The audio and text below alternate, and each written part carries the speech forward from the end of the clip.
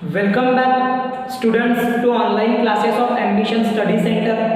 हम अभी ग्रेविटेशन इस चैप्टर के 2-3 लेक्चर्स को हम पढ़ चुके हैं, जहाँ पर हमने देखे कि जो ग्रेविटेशन होता है वो क्या होता है, उसके बेसिस पे inverse square law of gravitation भी हमने जस्ट पिछले क्लास में पढ़े थे।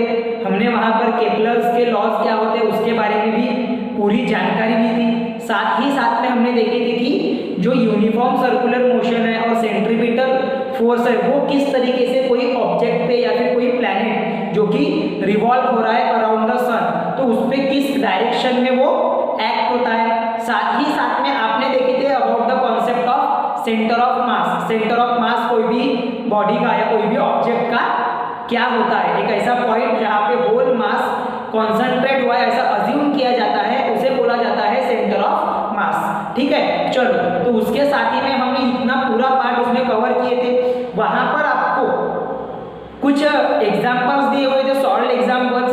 उन सॉल्व एग्जांपल की प्रैक्टिस आपको मैंने करने बोला था और वो चीज आपको करते रहना है। जो सॉल्व एग्जांपल है उसका सॉल्यूशन आपको दिया हुआ है, वहां पे आपको सारा कुछ वहां पे दिया हुआ है। बस आपको वहां पे जो कैलकुलेशन है वो कैलकुलेशन के लिए आपको मेहनत करनी पड़ेगी।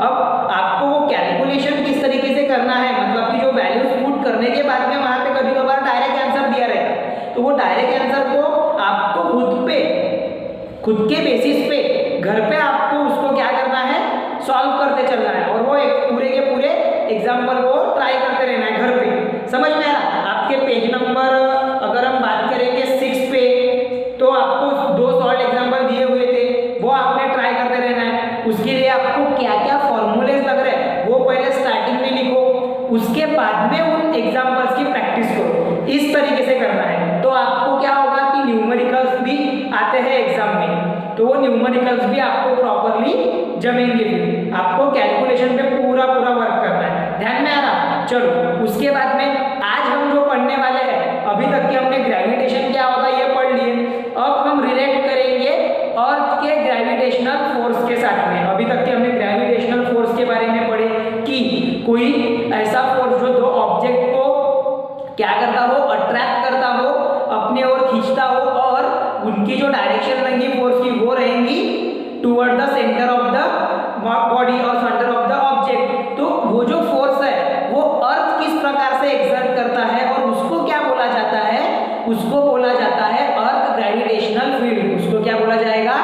अर्थ ग्रेविटेशनल फील्ड। अब उस अर्थ ग्रेविटेशनल फील्ड के बारे में आज हमें यहाँ पर स्टडी करना है। ठीक है, चलो अर्थ ग्रेविटेशनल फील्ड के बारे में पढ़ने से पहले आपको वहां पे कुछ क्वेश्चंस पूछे गए हैं, like will the velocity of the stone thrown vertically upward remain constant और will it change with time. पहला क्वेश्चन कि जब हम, जैसा आपको एक एग्जांपल के तौर पे वहां पर पूछा गया है, एक्सपेरिमेंट के तौर पे, कि आपने अगर कोई स्टोन को अगर ऐसे अपवर्ड डायरेक्शन में अगर ऊपर में फेंके, मतलब कि सपोज कि आप ये पोजीशन पे ग्राउंड पे हो, एक मतलब सरफेस पे अर्थ के, यहाँ से जब आप कोई स्टोन को ऐसे अपवर्ड पोजीशन में ऊपर फेंक रहा हो, समझ में ना, जैसे आप बॉल को फेंकते हो, थ्रो करते हो, है ना, अपवर्ड डायरेक्शन में, तो उसकी जो वेलोसिटी रहेगी, क्योंकि आप फोर्स अगर वो एक वेलोसिटी के साथ में वो क्या हो रहा है, स्टोन ऊपर में जा रहा है, अपवर्ड डायरेक्शन में मूव हो रहा है, ठीक है ना, तो वो जो वेलोसिटी है उस स्टोन की क्या वो इंक्रीज होगी या डिक्रीज होगी, या कोई चेंजेस आपको देखने मिलेंगे या कांस्टेंट रहेगी? तो उसका आंसर है कि वो कांस्टेंट नहीं रहेगी। जैसे जैसे उसकी हाइट बढ़ते जाएगी, विद इंक्रीज इन हाइट जो वेलोसिटी है वो कम होगी, वेलोसिटी डिक्रीज होगी और एक ऐसा पॉइंट आएगा वहां पे वेलोसिटी आपकी 0 हो जाएगी। समझ में आ रहा? वो जो स्टोन है उसकी वेलोसिटी 0 हो जाएगी और जैसे वो वेलोसिटी उसकी 0 हो गई, उसके बाद में वो स्टोन वर्टिकली डाउनवर्ड डायरेक्शन में because of the earth gravitational field और अर्थ ग्रेविटेशनल फोर्स अट्रैक्ट होगा टुवर्ड द अर्थ। ठीक है, वही बोला होगा आगे भी। हाउ विल इट चेंज, मतलब कि वो जो आपको बोला गया है कि वो जो स्टोन है जिसको हमने ऊपर में वर्टिकल डायरेक्शन में थ्रो करे, वो टाइम के साथ साथ उसकी जो वेलोसिटी है वो क्या होगी, चेंज होंगी बिकॉज ऑफ द हाइट, ज्यादा हाइट पे जाने के कारण। ठीक है, फिर why doesn't the stone move up all the time, why does it fall down after reaching a certain height. मतलब आपको पूछा गया है कि वो जो स्टोन है वो क्यों नहीं जा रहा है, क्यों वो नीचे आ रहा है? बिकॉज कि जब हम स्टोन को वर्टिकली अपवर्ड डायरेक्शन में थ्रो करते हैं तो उस स्टोन पे वर्टिकली डाउनवर्ड डायरेक्शन में ग्रेविटेशनल फोर्स एक्ट होता है। मतलब कि अगर समझ के चलो कि आपका स्टोन ऐसे अपवर्ड डायरेक्शन में जा रहा तो वो स्टोन पे क्या होगा, ग्रेविटेशनल फोर्स एक्ट होगा, वो स्टोन पे क्या होगा, ग्रेविटेशनल फोर्स एक्ट होगा।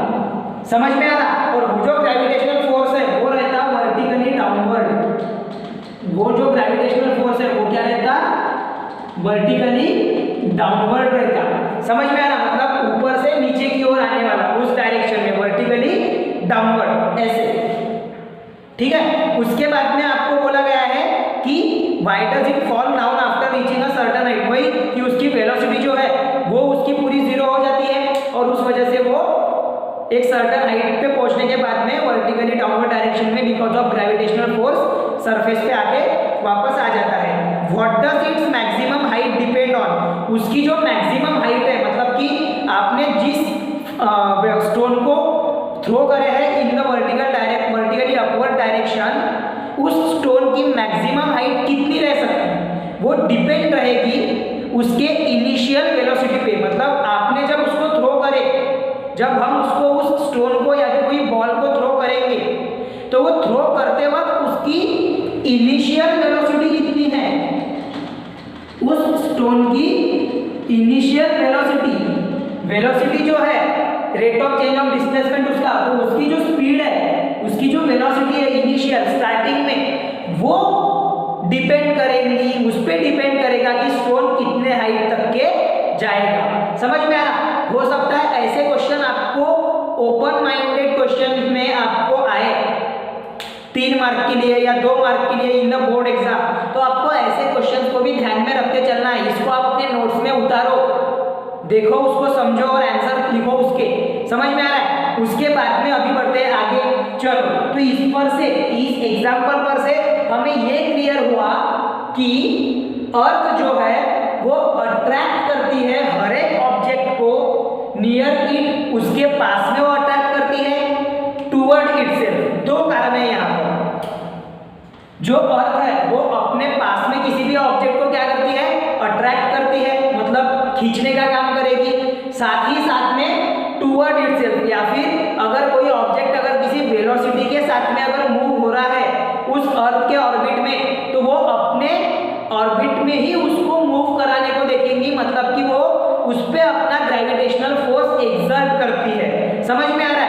ऐसे मतलब कि टुवर्ड इटसेल्फ वो किसी ऑब्जेक्ट को क्या करती है, अट्रैक्ट करती है। और वो अर्थ किस कारण से अट्रैक्ट कर पाती है, बिकॉज ऑफ कि उसके साथ में ज्वाइन रहता है ग्रेविटेशनल फोर्स। उसके साथ में क्या ज्वाइन रहता है, मतलब कि उसके साथ में क्या एसोसिएट रहता है, ग्रेविटेशनल फोर्स, जो कि सेंटर ऑफ द ग्रेविटी पे अट्रैक्ट होता है। तो उसकी डायरेक्शन क्या रहती, सेंटर ऑफ द ग्रेविटी रहती है। समझ में आ रहा है?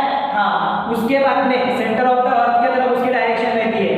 उसके बाद में देखो, the centre of the mass of earth is situated at the centre, मतलब कि सपोज आपकी अर्थ है तो अर्थ का जो सेंटर ऑफ मास है वो एक्चुअली में कहां पर सिचुएट रहेगा, उसके सेंटर पे।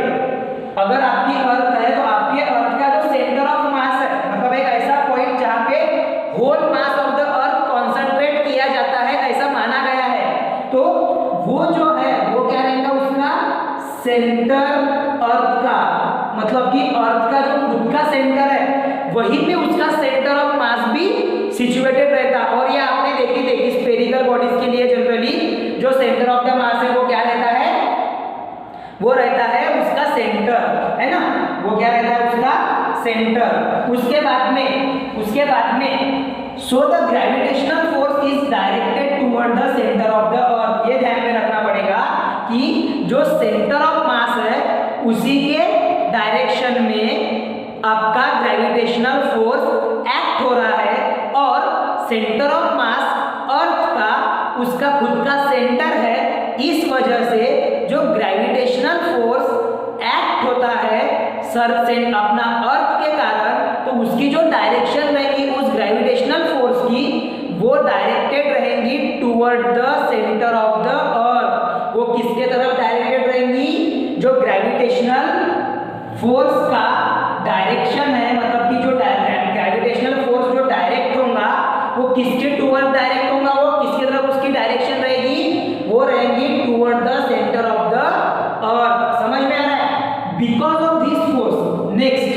उस फोर्स के वजह से an object falls vertically downward on the earth, और इसी फोर्स के वजह से जो ऑब्जेक्ट है, कोई भी ऑब्जेक्ट वर्टिकली डाउनवर्ड क्या होता है, अर्थ पे आके गिरता है। जिसका अगर कोई पर्टिकुलर मास है तो वो क्या करेगा, वर्टिकली डाउनवर्ड आके उस अर्थ पे आके गिरेगा। समझ में आ रहा है? ये है आपका अर्थ ग्रेविटेशनल फोर्स। और आपने बोले कि अर्थ कंटिन्यू रोटेट होते रहती है, अर्थ कंटिन्यू रोटेट होते रहती है, तो फिर हम जो इंसान हैं ये भी फिर रोटेट होना चाहिए था, लेकिन हम क्यों नहीं रोटेट हो रहे, हमारा क्यों नहीं रिवॉल्यूशन हो रहा? बिकॉज ऑफ कि हमारे ऊपर भी अर्थ के सरफेस से ग्रेविटेशनल फोर्स एक्ट हो रहा है। अब हम तो हवा में नहीं है, इसीलिए हमारे ऊपर में, मतलब ह्यूमन बीइंग जितने भी लिविंग ऑर्गेनिज्म अर्थ पे है, इनके ऊपर में भी अर्थ का ग्रेविटेशनल फील्ड जो है, ग्रेविटेशनल फोर्स जो है वो एक्ट होता है। उस कारण से हम यहाँ पर स्टेबल पोजीशन में अर्थ पे है और हम रिवॉल्यूशन कॉज नहीं करते। ठीक है ना? ये हो गया अर्थ का ग्रेविटेशनल फील्ड। फिर नेक्स्ट आपको कुछ वहां पे सॉलिड एग्जांपल दिए हुए हैं, फिर से वही आपको ही वो खुद से करना है, उसका सॉल्यूशन निकालना है। बहुत ही इजी क्वेश्चन है, आपको ग्रेविटेशनल फोर्स निकालना है, वो जो पिछले सॉलिड एग्जांपल है उसके बेसिस पे, और आपको सॉल्व करना है उसको। ठीक है ना? हाँ, तो फिर देखते हैं next, use your brain power. उसका क्वेश्चन आपको पूछा गया है, बोलो देखो क्या बोल रहा है वो question. According to Newton law of gravitation every object attract every other object. जी हाँ, हमने पढ़े थे कि न्यूटन लॉ ऑफ ग्रेविटेशन क्या बोलता है, वो बोलता है कि हर एक ऑब्जेक्ट किसी दूसरे ऑब्जेक्ट को क्या करता है, अट्रैक्ट करता है। सो अब वहां पर आपको क्वेश्चन पूछा है कि if the earth attract the Apple itself, the Apple also attract the earth. मतलब वही हो गया न्यूटन लॉ ऑफ ग्रेविटेशन के अकॉर्डिंग, अगर एप्पल अगर अर्थ को अट्रैक्ट कर रहा है, अगर अर्थ अगर एप्पल को अट्रैक्ट कर रही है खुद के तरफ, इट मीन्स कि एप्पल भी फिर अर्थ को अट्रैक्ट करेगा, क्योंकि दोनों ऑब्जेक्ट एक दूसरे के ऊपर में फोर्स अट्रैक्ट करते हैं, एक्सर्ट करते हैं, तो दोनों अट्रैक्ट करेंगे एक दूसरे को। हाँ ठीक है, then why does the apple fall toward the earth but the earth does not move toward the apple. लेकिन ऐसा क्यों होता है कि जो एप्पल है वो ही अर्थ के टुवर्ड फॉल होता है, अट्रैक्ट होता है, बल्कि अर्थ एप्पल के तरफ अट्रैक्ट या फिर मूव क्यों नहीं होती? तो उसके पीछे के रीजन के लिए आपको ध्यान में रखना पड़ेगा पहली चीज कि जो फोर्स एक्ट होता है, तो फोर्स एक्ट होने के साथ साथ वहां पर एक्सेलरेशन भी प्रोड्यूस होता है। मतलब कि अगर आप फोर्स की डेफिनेशन देखोगे तो वहां पर क्या आता है, फोर्स की डेफिनेशन में मास इनटू एक्सेलरेशन। तो अभी एप्पल का कुछ पर्टिकुलर मास रहेगा, सपोज m1, और अर्थ का कुछ पर्टिकुलर मास रहेगा, सपोज करके चलते हैं हम m2, या फिर आप ले सकते हो एप्पल के मास के लिए स्मॉल m और अर्थ के मास के लिए कैपिटल M। तो अब ये जो आपका एक्सप्रेशन है ये है फोर्स के लिए, ठीक है ना? अब जब ग्रेविटेशन, ये अब जब फोर्स ऑफ अट्रैक्शन वहां पर एक्ट होता है दोनों ऑब्जेक्ट के बीच में, मतलब कि एप्पल और अर्थ के बीच में, तो इसका मीनिंग क्या है कि मास के साथ साथ वहां पर एक्सेलरेशन भी प्रोड्यूस हो रहा है। एप्पल और अर्थ के मूवमेंट में क्या प्रोड्यूस हो रहा है, एक्सेलरेशन। अब ये जो एक्सेलरेशन है ये क्या होता है, जैसे जैसे फोर्स बढ़ता है वैसे वैसे एक्सेलरेशन कम होते चलता है। अगर आप बात करोगे जैसे जैसे मास बढ़ता है वैसे वैसे एक्सेलरेशन कम होते चलता। अब ये कैसे और क्यों? तो देखो, आपको अगर मैं बात करूंगा आपके एक्सेलरेशन की, तो आप क्या करोगे, force upon mass equal to acceleration आएगा आपका। मतलब कि जैसे जैसे आपका मास बढ़ेगा वैसे वैसे एक्सेलरेशन कम होते जाएगा। इसका ऐसा मीनिंग है, ये एक्सप्रेशन पर से हम इसको ऐसा भी लिख सकते हैं। तो इसका मीनिंग क्या है कि एक्सेलरेशन फोर्स को तो डायरेक्टली प्रोपोर्शनल है, लेकिन एक्सेलरेशन जो है वो मास को इनवर्सली प्रोपोर्शनल है। मतलब अगर मास बढ़ रहा है कोई ऑब्जेक्ट का, लाइक हम यहाँ पर बात करेंगे अर्थ का, तो अर्थ का अगर मास बढ़ेगा तो उसका एक्सेलरेशन अपने आप कम होगा। जितना ज्यादा मास उतना कम एक्सेलरेशन। जितना ज़्यादा मास उतना कम एक्सेलरेशन, और जितना कम मास उतना ज़्यादा उसका क्या रहेगा, एक्सेलरेशन रहेगा, बराबर है। सो इस कारण से ही, यही एक कारण है कि एक्सेलरेशन कम होने के कारण जो अर्थ है वो क्या करती है, मूव नहीं करती एप्पल के टूवर्ड, बल्कि एप्पल का एक्सेलरेशन ज्यादा होता है और उसका मास कम होता है, इस वजह से वो अर्थ पे आके फॉल हो जाता है। उसमें कुछ वेलोसिटी वगैरह तो रहेगी नहीं बिल्कुल भी, ठीक है। देखो कि as the mass of the earth is very large, जैसे कि अगर हम अर्थ के मास की बात करेंगे तो ये बहुत ही लार्ज होता है as compare to mass of the apple, as compare to mass of the apple. तो इनमें जो एक्सेलरेशन प्रोड्यूस होगा दोनों के बीच में, दोनों में जो एक्सेलरेशन प्रोड्यूस होगा, the acceleration of the earth is too small compare to the acceleration of the apple. ऐसा क्यों एक्सेलरेशन कम हो रहा है, क्योंकि ये जो एक्सप्रेशन है force equal to mass into acceleration, इस पर से हमको समझा कि जब हम एक्सेलरेशन निकालेंगे तो जो एक्सेलरेशन है वो इनवर्सली प्रोपोर्शनल है किसे, मास को। इसका मीनिंग ये होता है कि जैसे जैसे फोर्स बढ़ेगा, जैसे जैसे मास बढ़ेगा वैसे वैसे एक्सेलरेशन कम रहेगा, और मास ऑफ द अर्थ बहुत ज्यादा रहेगा किसके कंपैरिजन में, एप्पल के कंपैरिजन में। इस वजह से जो एक्सेलरेशन होगा वो काफी स्मॉल रहेगा as compare to the acceleration of the apple, that it can not consider, मतलब कि जो एक्सेलरेशन ऑफ अर्थ है, एक्सेलरेशन ऑफ अर्थ है वो एक प्रकार से निग्लिजिबल है, वो एक प्रकार से क्या रहेगा, निग्लिजिबल रहेगा, मतलब उसको कंसीडर ही नहीं किया जाएगा।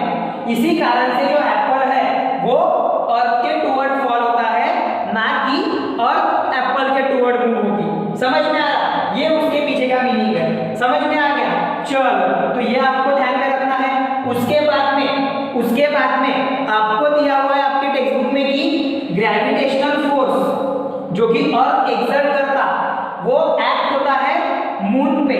वो किस पर एक्ट होता है, मून पे, जिसके वजह से जो मून है वो रिवॉल्व करता है अर्थ के अराउंड में। आपने आज तक के ये सुनते हैं कि मून इज अ आर्टिफिशियल नहीं, natural satellite of earth. Moon is a natural satellite of earth which is revolving around the earth in a proper orbit। लेकिन क्यों, क्या उसके पीछे का रीजन है कि वो एक ऑर्बिट में अर्थ के ही अराउंड में रिवॉल्व करता है, बाकी किसी दूसरे ऑर्बिट के अराउंड, बाकी किसी दूसरे प्लैनेट के अराउंड में क्यों नहीं करता?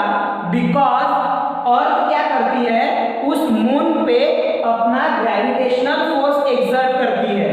उस कारण से, उस ग्रेविटेशनल फोर्स के वजह से वो जो मून है वो अर्थ के अराउंड में एक पर्टिकुलर ऑर्बिट में क्या करता है, रिवॉल्यूशन परफॉर्म करता है। समझ में आ रहा। उसके बाद में हम बात करते हैं आर्टिफिशियल सैटेलाइट्स की। जब आप स्पेस मिशन ये लेसन पढ़ोगे तो स्पेस मिशन इस लेसन में आपको पूरा का पूरा आर्टिफिशियल सैटेलाइट के बारे में दिया हुआ है। अब वहां पर क्या होता है कि जो सैटेलाइट्स है उनको भी हम अर्थ के अराउंड में एक ऑर्बिट में रिवॉल्व करते हैं to note down the all other observation. मतलब बहुत सारे ऑब्जर्वेशन नोट डाउन करने के लिए, स्टडी करने के लिए हम आर्टिफिशियल सैटेलाइट को अर्थ के ऑर्बिट में रिवॉल्व करने के लिए क्या करते हैं, उनको अर्थ के ऑर्बिट में भेजते हैं। तो वहां पर वो जो आर्टिफिशियल सैटेलाइट है वो भी क्यों मूव करते हैं, बिकॉज ऑफ कि उन आर्टिफिशियल सैटेलाइट पे अर्थ जो है वो अपना ग्रेविटेशनल फोर्स एक्सर्ट करती है। उसका अर्थ का ग्रेविटेशनल फोर्स उस सैटेलाइट पे एक्ट होता है, और उस कारण से ही जो आर्टिफिशियल सैटेलाइट्स है ये अर्थ के अराउंड में रिवॉल्यूशन परफॉर्म करते हैं, वो रिवॉल्व होते हैं अराउंड द अर्थ। अब वहां पे एक क्वेश्चन पूछा गया है कि हमने बोले एप्पल पे एक्ट हो रहा है ग्रेविटेशनल फोर्स, तो वो सीधा वर्टिकली डाउनवर्ड आके गिर जा रहा है सरफेस पे, ठीक है। और अगर हम बात करेंगे मून और आर्टिफिशियल सैटेलाइट की, तो ये भी तो फिर अर्थ के, इन पे भी तो ग्रेविटेशनल फोर्स एक्ट हो रहा है, तो फिर ये क्यों नहीं आके गिरते अर्थ पे? तो इसके पीछे का रीजन ये है कि जो एप्पल है उसके तरह की वेलोसिटी या फिर स्पीड जिसको हम कहेंगे वो एसोसिएट नहीं रहती। वही अगर हम बात करेंगे मून और आर्टिफिशियल सैटेलाइट की, तो इनके पास में एक स्पेसिफिक वेलोसिटी, क्रिटिकल वेलोसिटी इनके ऊपर में एक्ट होती है, जो कि अर्थ के ग्रेविटेशनल फील्ड में होते हुए भी उसको अर्थ के सरफेस पे गिरने नहीं देती, और वो अर्थ के अराउंड में एक ऑर्बिट में मूवमेंट शो करता है, रिवॉल्यूशन शो करता है। ध्यान में आ रहा है? क्योंकि जो वेलोसिटी है वो रहती है velocity of moon and velocity of artificial satellite के वजह से वो जो मून और सैटेलाइट है वो अर्थ के अराउंड में रिवॉल्यूशन कॉज करते हैं, वो अर्थ के अराउंड में रिवॉल्यूशन कॉज करते हैं। इस कारण से वहां पे वो जो है object like moon and artificial satellite ये अर्थ के सरफेस पे आके नहीं गिरते। समझ में आया? तो ये हो गया आपका अर्थ ग्रेविटेशनल फील्ड। अब देखते हैं expression for the acceleration due to gravity के बारे में। चलो इसका स्क्रीनशॉट ले लो, इसके बाद में हम देखेंगे अर्थ ग्रेविटेशनल एक्सेलरेशन।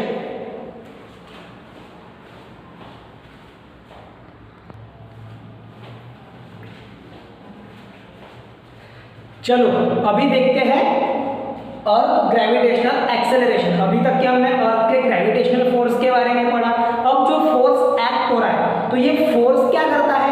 ऑब्जेक्ट को, जो भी अर्थ पे आने वाले या अर्थ के ग्रेविटेशनल फील्ड के अराउंड में जितने भी ऑब्जेक्ट है उसको क्या करता है? वो अट्रैक्ट करने का काम करता है। अर्थ क्या करेगी?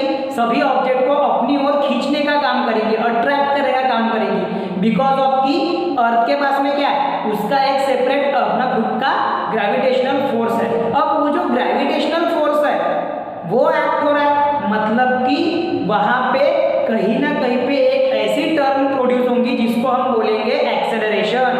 मतलब जब कभी कोई बॉडी पे फोर्स एक्ट होता है, एक अगर कोई मूविंग बॉडी है या फिर कोई मूविंग बॉडी हम बोल सकते हैं, या फिर कोई ऑब्जेक्ट है जो मूव कर रहा किसी पर्टिकुलर वेलोसिटी के साथ में, या फिर स्टेडी भी है, तो जब वो वेलोसिटी पा लेगा तो उसको अगर हम कोई फोर्स एक्ट करेंगे तो वहां पर क्या प्रोड्यूस होगा? एक्सेलरेशन। एक्सेलरेशन मीन्स क्या होता है? एक्सेलरेशन मीन्स होता है change in velocity with respect to time. जैसे जैसे टाइम चेंज होता है वैसे वैसे कोई ऑब्जेक्ट, कोई थिंग्स, उनके वेलोसिटी में चेंज आना बाय अप्लाइंग एनी फोर्स, उसको बोला जाता है एक्सेलरेशन। तो देखो आपने न्यूटन सेकंड लॉ, जो न्यूटन का सेकंड लॉ ऑफ मोशन है, वहां पर आपने देखे थे कि कोई भी मूविंग ऑब्जेक्ट उसके ऊपर में जब फोर्स एक्ट होता है तो वहां पर प्रोड्यूस होता है एक्सेलरेशन। वहां पर क्या प्रोड्यूस होता है? एक्सेलरेशन, है ना। Rate of change of momentum is directly proportional to the force. बराबर है? ये आपने देखे थे, है ना। Force acting on the body result in the acceleration, जो आपका न्यूटन का सेकंड लॉ है, आपने जो लिखे थे, force equal to m into a, force equal to m into a, where a equal to acceleration. A क्या है? एक्सेलरेशन है। तो वही है कि according to Newton second law of motion, जो फोर्स है जो एक्ट हो रहा है उस बॉडी पे, पर्टिकुलर कोई ऑब्जेक्ट पे, वो क्या रिजल्ट देगा? वो वहां पर तैयार होगा एक्सेलरेशन। वहां पे क्या तैयार होगा? वहां पे एक्सेलरेशन फॉर्म होगा। ठीक है। अब उसी प्रकार से, उसी तरीके से आपकी जो अर्थ है वो भी अपना ग्रेविटेशनल फोर्स अप्लाई कर रही। अब ग्रेविटेशनल फोर्स है, इसका मीनिंग है कि वहां पर भी एक type of force he act हो रहा है। बराबर है? तो टाइप ऑफ फोर्स अगर एक्ट हो रहा है कोई बॉडी पे, कोई ऑब्जेक्ट पे, इसका मतलब है कि वहां पे भी क्या प्रोड्यूस होगा? सेम वहां पर भी प्रोड्यूस होगा एक्सेलरेशन। वहां पर भी क्या होगा? वेलोसिटी में चेंज आएगा। समझ में आ रहा है? Thus the gravitational force due to the earth, जो gravitational force due to the earth के कारण जो तैयार होता है gravitational force on the body, जो एक्ट होता है, वो क्या करेगा, खुद का एक एक्सेलरेशन भी प्रोड्यूस करेगा। वो क्या प्रोड्यूस करेगा, खुद का एक एक्सेलरेशन। इसका मीनिंग ये है कि जब जब फोर्स एक्ट होगा तो वहां पर एक्सेलरेशन भी प्रोड्यूस होता है। समझ में आ रहा है क्या? जब जब फोर्स एक्ट होता है तब तब एक्सेलरेशन भी प्रोड्यूस होता है। अब हम अर्थ में क्यों एक्सेलरेशन को ज्यादातर कंसीडर नहीं करते? बिकॉज कि उसकी जो वैल्यू रहती वो डिपेंड रहती अर्थ के मास पे और उसके डिस्टेंस पे, मतलब कि रेडियस पे। इसीलिए हम वहां पर अर्थ जो एक्सेलरेशन है उसको, और वो कंपैरेटिवली काफी स्लो कम भी रहता, इस वजह से हम उसको उतना कंसीडर नहीं करते। लेकिन हाँ, एक्सेलरेशन वहां पर प्रोड्यूस होता है, तो उसी को बोला जाता है एक्सेलरेशन ड्यू टू ग्रेविटी। उस टर्म को क्या बोला जाएगा? Acceleration due to gravity. Definition लिखने है तो क्या लिखोगे? The gravitational force due to the earth on a body result in its acceleration. This term is called as, और this is called a acceleration, this is called an acceleration due to gravity. Gravity की वजह से वहां पर acceleration produce हो रहा है, gravitational force act हो रहा है उस कोई बॉडी पे पर्टिकुलर, उस वजह से वहां पे एक्सेलरेशन प्रोड्यूस हो रहा है। इसीलिए हम वहां पे बोल रहे हैं कि जो एक्सेलरेशन ड्यू टू ग्रेविटी है वो एक्चुअली में क्या है? एक ऐसा एक्सेलरेशन है जो कि ग्रेविटेशनल फोर्स की वजह से वहां पे तैयार हुआ। अगर ग्रेविटेशनल फोर्स जो है, sorry, acceleration due to gravity है, उसको हम लेटर जी से डिनोट करते हैं, स्मॉल जी से, ध्यान में रखना, क्योंकि कैपिटल जी आप यूज करते हो यूनिवर्सल ग्रेविटेशनल कांस्टेंट के लिए। जो कैपिटल जी है वो आप यूज करते हो यूनिवर्सल ग्रेविटेशनल कांस्टेंट के लिए, वो आप यूज करते हो यूनिवर्सल ग्रेविटेशनल कांस्टेंट के लिए। इस वजह से आप जो एक्सेलरेशन ड्यू टू ग्रेविटी है इसको आप डिनोट करोगे स्मॉल लेटर जी से। समझ में आ रहा? उसके बाद में ये वेक्टर क्वांटिटी है। वेक्टर क्वांटिटी का मीनिंग क्या है कि एक्सेलरेशन की मैग्नीट्यूड भी होती है, मतलब उसकी एक पर्टिकुलर न्यूमेरिकल वैल्यू भी होती है। मैग्नीट्यूड का मीनिंग क्या होता? मैग्नीट्यूड का मीनिंग क्या है? ये फिजिक्स में अगर हम बात करेंगे तो एक प्रकार की वो न्यूमेरिकल वैल्यू है। समझ में आ रहा है? एक न्यूमेरिकल वैल्यू होती है उसकी, और साथ ही साथ में एक्सेलरेशन की डायरेक्शन भी होती है। एक्सेलरेशन की डायरेक्शन भी होती है। अब एक्सेलरेशन की डायरेक्शन क्या रहेगी ये अगर हमें पता करना है तो हमें ध्यान में रखना पड़ेगा ग्रेविटेशनल फोर्स के डायरेक्शन को। समझ में आ रहा है? अगर ग्रेविटेशनल फोर्स का डायरेक्शन वर्टिकली डाउनवर्ड है, मतलब toward the centre of the earth है, तो एक्सेलरेशन की भी डायरेक्शन क्या रहेगी? मतलब कि एक्सेलरेशन ड्यू टू ग्रेविटी की भी डायरेक्शन क्या रहेगी? वो रहेगी vertically downward. Acceleration due to gravity की वैल्यू क्या रहेंगी? वैल्यू बोल रहा हूं, उसकी डायरेक्शन क्या रहेंगी? Vertically downward. समझ में आ रहा है? क्या रहेंगी? एक्सेलरेशन ड्यू टू ग्रेविटी की जो डायरेक्शन रहेगी toward the centre of the, वो क्या रहेगा? वो रहेगी वर्टिकली डाउनवर्ड डायरेक्शन में, मतलब कि toward the centre of the अर्थ, ऐसा, जहां पर सेंटर ऑफ मास प्रेजेंट होता है, जो कि होल मास वहां पे अज्यूम किया जाता है कि वो वहां पे कॉन्सेंट्रेट हुआ है। ठीक है, तो ये है स्टूडेंट आपका अर्थ ग्रेविटेशनल एक्सेलरेशन। मैं समझता हूँ बहुत ही आसान है, बस आपने ये ध्यान में रखना है कि ग्रेविटेशनल फोर्स के वजह से जो कि अप्लाई होता है कोई बॉडी पे, उस वजह से वहां पे ग्रेविटेशनल जो एक्सेलरेशन है वो भी वहां पे कॉज होता है बिकॉज ऑफ ग्रेविटेशन। सो उसको हम बोलते हैं एक्सेलरेशन ड्यू टू ग्रेविटी। उसको डिनोट करेंगे स्मॉल लेटर जी से, और वो एक वेक्टर क्वांटिटी है। इसका मीनिंग कि उसका मैग्नीट्यूड भी होता है और उसकी डायरेक्शन भी होती है। अब डायरेक्शन जो है वो आती है आपकी वर्टिकली डाउनवर्ड डायरेक्शन में, मतलब toward the centre of the अर्थ। अब हमें निकालना, हाँ, और उसके बाद में आपकी टेक्स्ट बुक में आपको दिया हुआ है थिंक अबाउट इट में कि what would happen if there were no gravity. क्या होगा अगर ग्रेविटी रहती ही नहीं? अगर ग्रेविटी नहीं रहती तो क्या होता? हम जो अभी बराबर एक स्टेबल पोजीशन पे है ह्यूमन बींग्स, तो ये पूरे फ्लोट होते रहते, बहते रहते इधर उधर हवा में। उसके बाद में जो कि एक पर्टिकुलर ऑर्बिट में रिवॉल्यूशन कॉज कर रहा, वो भी क्या होगा, स्पेस में, यूनिवर्स में इधर उधर कोई भी डायरेक्शन में उसने क्या कर लिया रहता, उसने इधर उधर कोई भी डायरेक्शन में उसने अपनी मूवमेंट शो किया रहता, वो इधर उधर भटकते रहता। मतलब कि अगर ग्रेविटेशन नहीं होता तो कोई भी ऑब्जेक्ट किसी दूसरे ऑब्जेक्ट की ओर बहुत ज्यादा लंबे समय तक के अट्रैक्ट नहीं रहता, उसके साथ में वो कंबाइन नहीं, मतलब बंधा नहीं रहता उसके साथ में, और वो किसी भी डायरेक्शन में कहीं पे भी उड़ जा सकता है, कहीं पे भी वो फ्लोट हो सकता है। अगर ग्रेविटी नहीं है तो कोई भी ऑब्जेक्ट अट्रैक्ट नहीं होगा किसी दूसरे ऑब्जेक्ट की ओर, if there were no gravity. ठीक है, वो आपने प्रिपेयर करना है उसको।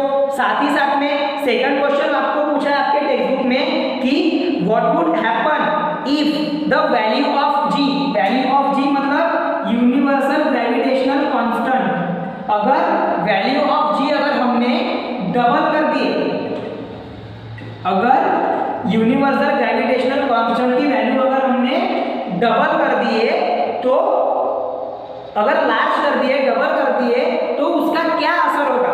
अगर ग्रेविटेशनल कांस्टेंट की वैल्यू अगर हमने डबल कर दिए ना, तो जो ऑब्जेक्ट अर्थ पे पाए जाते हैं या अर्थ के तरफ अट्रैक्ट होते हैं, उनका भी वेट बहुत ज्यादा हो जाएगा।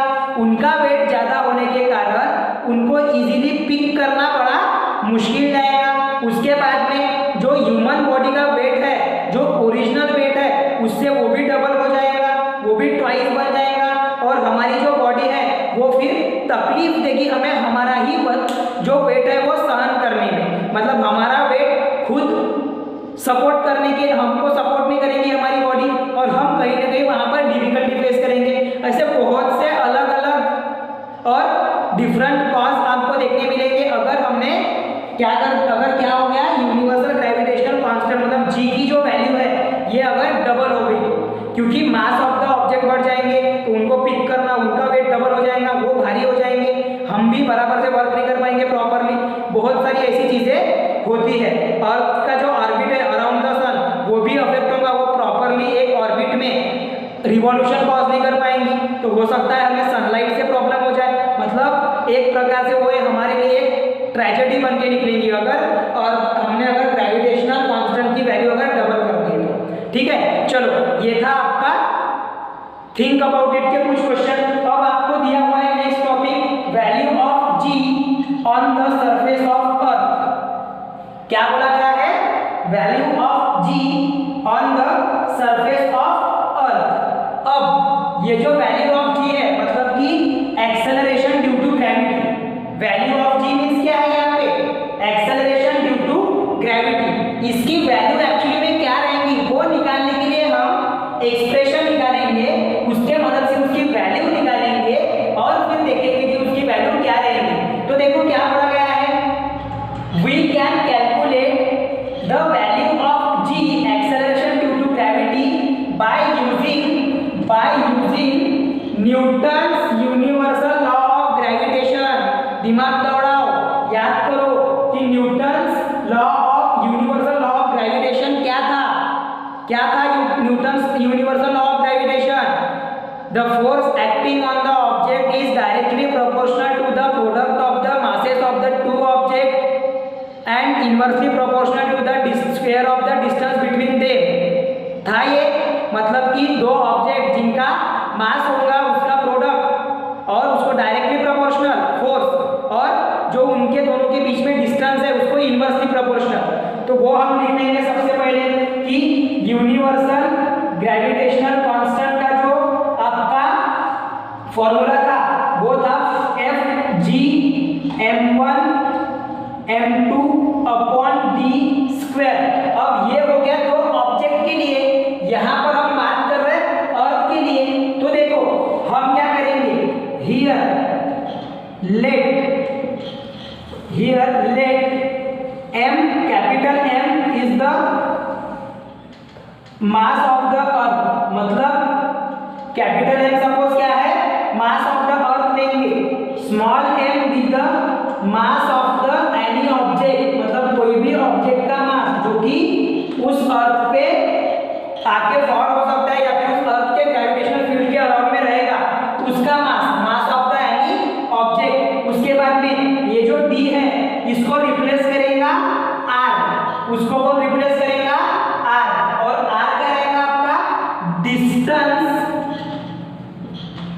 Distance from the centre of earth, R क्या रहेगा, distance from the centre of earth, मतलब सेंटर ऑफ अर्थ से लेके जो डिस्टेंस रहेगा वो रहेगा आपका आर, वो क्या रहेगा आपका आर। अब ये जो इक्वेशन नंबर इसको 1 दे दो, अब इसके ऊपर से therefore equation 1 can be written as, अब हमने क्या कंसीडर करे, इसको ऐसा भी लिख सकते हैं, equation 1 can be written as. अब देखो ये क्यों कर रहे हो, ये एक अपने दो नॉर्मल ऑब्जेक्ट के लिए हमने यूनिवर्सल लॉ ऑफ ग्रेविटेशन देखे थे, नॉर्मल ऑब्जेक्ट जिनका पर्टिकुलर एक m1 m2 मास है और दोनों के बीच में डिस्टेंस है d। अब हम यहाँ पर बात कर रहे हैं अर्थ के बारे में और कोई ऑब्जेक्ट के बारे में, तो वहां पर अर्थ के लिए मास रहेगा capital M, mass of the object रहेगा स्मॉल m, जो डिस्टेंस रहेगा वो रहेगा r। तो इसी इक्वेशन 1 को हम लिखेंगे F equals to gravitational constant as it is, m1 के जगह पे हम लिख देते हैं capital M that is mass of the earth, m2 के जगह पे लिख देते हैं small m that is mass of the object, और d के जगह पे लिख देते हैं r और उसका बन जाएगा स्क्वायर ऑफ द डिस्टेंस। ठीक है, ये हो जाएगा आपका इक्वेशन नंबर 2। या फिर एक काम कर देते हैं, इसको इक्वेशन नंबर a ले देते तो अपने इक्वेशंस नहीं पढ़ते, और इसको दे दो इक्वेशन नंबर 1। ठीक है, अब ये हो गया यूनिवर्सल ग्रेविटेशनल कांस्टेंट का यूनिवर्सल लॉ ऑफ ग्रेविटेशन का फोर्स, उसका एक्सप्रेशन। अब सेकंड थिंग क्या हो रही है, एक्सेलरेशन क्यों प्रोड्यूस हो रहा है, बिकॉज ऑफ कि वहां पे फोर्स एक्ट हो रहा, वो भी कौन सा फोर्स एक्ट हो रहा, ग्रेविटेशनल फोर्स। और ग्रेविटेशनल फोर्स जब एक्ट होता तो उसका फॉर्मूला क्या बनेगा, वो बनेगा mass into acceleration due to gravity. वो क्या बनेगा, mass into acceleration due to gravity, मतलब m mass of the object into small g। समझ में आ रहा, तो वो लिख लेंगे। Also F equals to mass multiplied by acceleration due to gravity. ये जो है ये है आपका यूनिवर्सल जो ग्रेविटेशनल लॉ है, universal law of gravitation Newton के द्वारा दिया गया वो। और दूसरा क्या कंसीडर कर रहे हैं हम, F equals to m into g,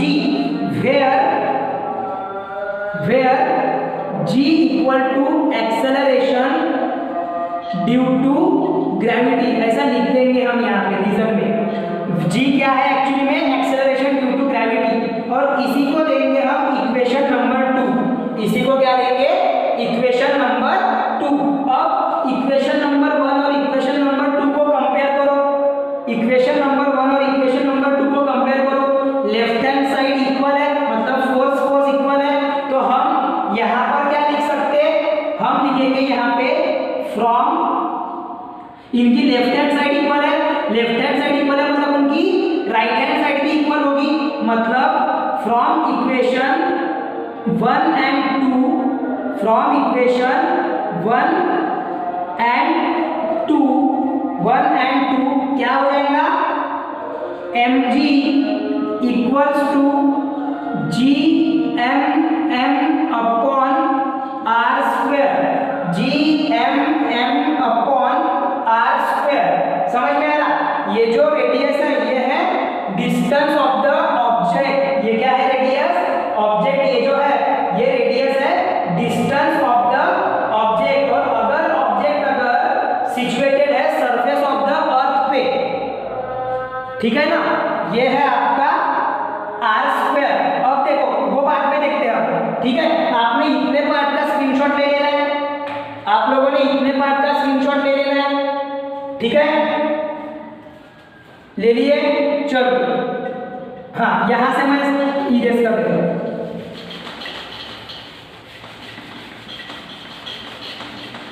देखो आगे, अब देखो, ये देखो mg equal to gmm upon r square, ये क्यों आया, क्योंकि इनकी लेफ्ट हैंड साइड मतलब फोर्स यहाँ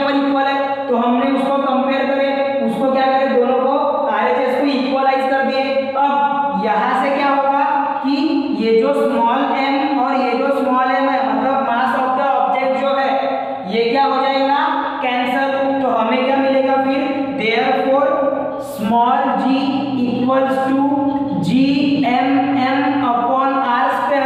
अब ये जो r स्क्वायर है ये है आपका distance from the centre of the अर्थ।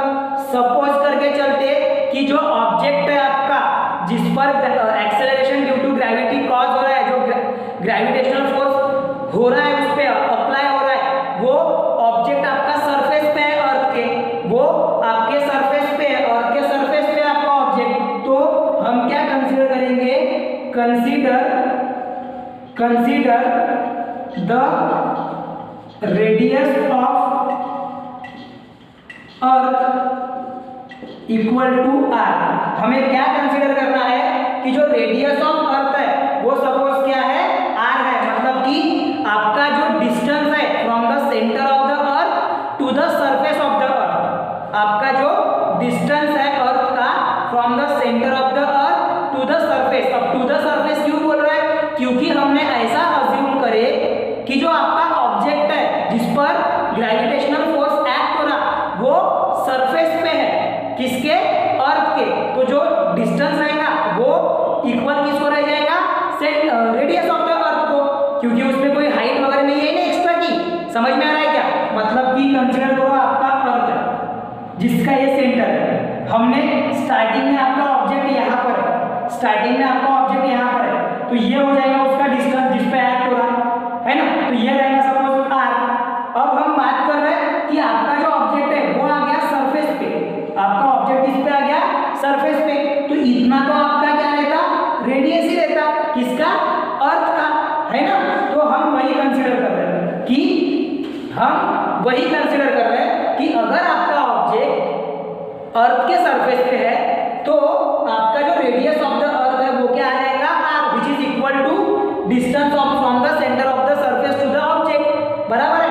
तो यहाँ पर हम क्या लिखेंगे, g equals to GM upon ये स्मॉल r के जगह पे, ये स्मॉल r के जगह पे हम लिख देंगे कैपिटल R, जो कि रहेगा आपका रेडियस ऑफ अर्थ, जो कि क्या रहेगा आपका रेडियस ऑफ अर्थ। क्योंकि हम ऐसा क्यों लिखे, बिकॉज आपको जो एक्सेलरेशन ड्यू टू ग्रेविटी है वो किसके लिए निकालना है, अर्थ के लिए। मतलब जो ऑब्जेक्ट है वो अर्थ पे आएगा, अर्थ के सरफेस पे रहेगा, तो वहां पर जो एक्सेलरेशन ड्यू टू ग्रेविटी है वो क्या रहेगी, जो डिस्टेंस है वो क्या रहेगा, equal to radius of the earth रहेगा। समझ में आ रहा। सो ये बन गया आपका इक्वेशन नंबर 3। इस एक्सप्रेशन से हमें ये पता चलता है कि acceleration due to gravity is depend on mass of the earth. Acceleration due to gravity किस पे डिपेंड है, mass of the earth. It depend on the gravitational constant, जिसकी वैल्यू भी पता ही है सबको, 6.673 इंटू, है ना। उसके बाद में r जो है ये है आपका रेडियस ऑफ अर्थ। इन तीनों पे आपका जो एक्सेलरेशन ड्यू टू ग्रेविटी है स्मॉल g वो क्या करता, डिपेंड करता है। समझ में आया, इन तीनों पे आपका acceleration due to gravity depend करता है। और एक्सेलरेशन ड्यू टू ग्रेविटी अगर हमें वैल्यू निकालना है तो, अगर एक्सेलरेशन ड्यू टू ग्रेविटी की अगर हमें वैल्यू निकालना है तो हम क्या कर देंगे, इनकी जो पूरी वैल्यूज है वो हम पुट कर देंगे। मतलब कि इस फॉर्मूले में आप इन सब की वैल्यू पुट करो। लाइक g की वैल्यू रहती 6.673 into 10 to the power 11 minus 11। समझ में आ रहा, 6.673 into 10 to the power minus 11 multiplied by mass of the earth 6 into 10 to the power 24। समझ में आ रहा, 6 इंटू 10 टू द पावर 24। और जो रेडियस ऑफ अर्थ है वो है 6.4 into 10 to the power 6.4 into 10 to the power 6 का होल स्क्वायर लेंगे हम। क्यों, क्योंकि r स्क्वायर है। अब इन सबको जब आप सॉल्व करोगे, इन सबको जब आप सॉल्व करोगे तो आपको आंसर मिलेगा 9.77। आपको आंसर क्या मिलेगा 9.77। और एक्सेलरेशन है तो उसका यूनिट होता है मीटर पर सेकंड स्क्वायर। मतलब कि एक्सेलरेशन का यूनिट क्या होता है मीटर पर सेकंड स्क्वायर। तो जो acceleration due to gravity on the earth है सभी ऑब्जेक्ट के लिए, चाहे फिर वो एप्पल हो, चाहे वो आपका बड़ा सा एस्टेरॉइड हो या कुछ भी हो जो कि अर्थ पे आके फॉल होगा, वो उसके लिए एक्सेलरेशन कितना रहेगा, उसका एक्सेलरेशन रहेगा अर्थ का वो रहेगा 9.77 मीटर पर सेकंड स्क्वायर। क्यों? क्योंकि जो एक्सेलरेशन ड्यू टू ग्रेविटी है ये डिपेंड करती है मास ऑफ द अर्थ जो कि चेंज नहीं है, रेडियस सभी कांस्टेंट है, वो रेडियस भी कांस्टेंट है, साथ ही साथ में जी की वैल्यू तो कांस्टेंट ही है, वो अपने आप में एक कांस्टेंट है। तो इस वजह से हर एक ऑब्जेक्ट के लिए जो कि अर्थ पे सिचुएटेड है उसके लिए जो एक्सेलरेशन ड्यू टू ग्रेविटी है उसकी वैल्यू है 9.77 मीटर पर सेकंड स्क्वायर। समझ में आ रहा? ये आपने याद रख लेना है और पूरी इसकी प्रैक्टिस करते चलना है। समझ में आ रहा? आपका जो केपलर्स लॉ के बेसिस पे आपने जो इनवर्स लॉ ऑफ ग्रेविटेशन निकाले, स्क्वायर इनवर्स स्क्वायर लॉ, वो मेन है। ये भी आपका एक इंपॉर्टेंट टॉपिक है। अभी और आगे में आएगा एस्केप वेलोसिटी, जो वेरिएशन ऑफ जी जो है अलग अलग हाइट पे, वो आपको देखने मिलेगा अर्थ पे, जो कि हमारा नेक्स्ट टॉपिक रहेगा कल के क्लास में। ठीक है, चलो तो इतने यहाँ के टॉपिक तक के आपको पूरा प्रिपेयर करके रखना है। देखो पूरी चीज मैंने समझाया यहाँ पे, बस थोड़ा आपने कंसंट्रेशन के साथ में सुनना है और वहां पर आपने एक एक वर्ड को अच्छे से ध्यानपूर्वक सुन के उसको समझने की कोशिश करना है। समझ में आ रहा? चलो अब मिलेंगे अगले क्लास में। यहाँ तक के प्रैक्टिस करो। मैं देख लेता हूँ कोई एग्जाम उसके ऊपर में सॉल्व एग्जाम्पल दिए हुए हैं या नहीं। फिलहाल में तो नहीं दिए हुए हैं, हाँ अभी तक के तो नहीं दिए हुए हैं आपको सॉल्व एग्जाम्पल। तो चलो आपको ये थ्योरी प्रिपेयर करना है। अगले क्लास में हम देखेंगे वेरिएशन इन वैल्यू ऑफ जी, जो कि आसान है। उसके बाद में आपको देखना है मास और वेट क्या होता है। फिर आएंगे हम ग्रेविटेशनल वेव्स के ऊपर में। ये पूरा कॉन्सेप्ट आपको अगले क्लास में पढ़ना है। ठीक है ना? चलो तो मिलेंगे अगले क्लास में एक नए टॉपिक के साथ में। आज के लिए इतना ही।